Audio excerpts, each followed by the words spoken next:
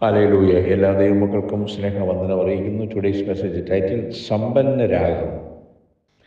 വെളിപ്പാട് 2-ാം അധ്യായം 9-ാം വാക്യത്തിൽ സ്മർണ സഭയോട് പറയുന്ന ദൂത്, ഞാൻ നിന്റെ കഷ്ടതയും ദാരിദ്ര്യവും നീ ധനവാനാകുന്നു താനും.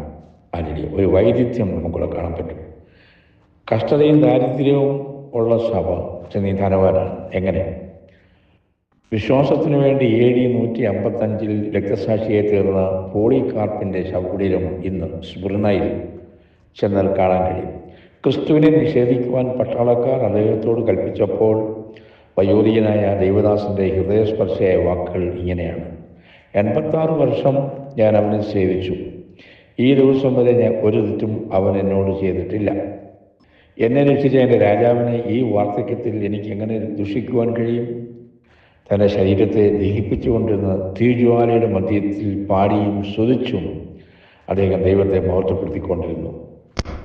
സ്മുർന സഭയുടെ ദൂതിൽ പറയുന്നത് നീ സമ്പന്നയാകും എന്നാണ്. ഈ വിശേഷണമാണ് ഈ സഭയ്ക്ക് ലഭിച്ചത്. നീ ധനവാനാകും.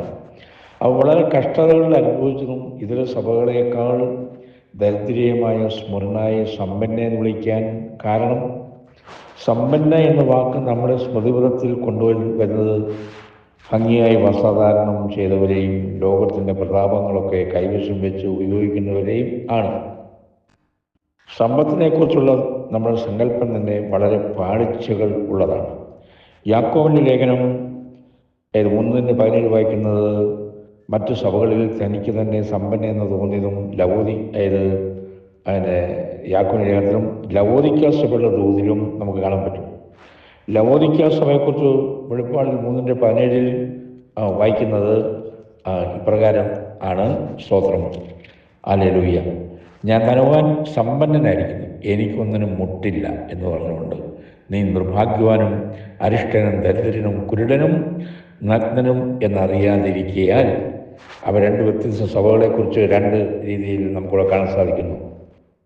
അതെ, കർത്താവ് സംബോധന ചെയ്യുന്നതും നിർഭാഗ്യവാനും അരിഷ്ടനും ദരിദ്രനും കുരുടനും നഗ്നനും എന്ന് ആണ്. ഒരു മനുഷ്യൻ എന്തുണ്ടെന്ന് എന്നല്ല, അവൻ എന്താണെന്നുള്ളതിനെ ആശ്രയിച്ചാണ് അവൻ്റെ സ്ഥിതി ദൈവം കണക്കാക്കുന്നത്. സ്മുർനയിലെ സഭ പീഡ അനുഭവിച്ചതാണ്. നിരവധി കഷ്ടതകൾ, പട്ടിണികളിൽ കൂടി കടന്നുപോയി. സ്തോത്രം, ഹല്ലേലൂയ. അവരുടെ ദാരിദ്ര്യം യഥാർത്ഥത്തിൽ അവരെ സമ്പന്നരാക്കിയാണ് ചെയ്തത്. പീഡിപ്പിക്കപ്പെട്ടപ്പോൾ കിരീടധാരികളായി തീരുകയാണ് ചെയ്തത്. അതുകൊണ്ട് ദൈവമക്കളെ, സ്തോത്രം, ഹല്ലേലൂയ. ഇന്ന് നമ്മുടെ ദേശത്ത് ഏത് സഭയെ നോക്കി സ്മുർനയ്ക്കുള്ള ആശീർവാദം കൊടുക്കാൻ കഴിയും?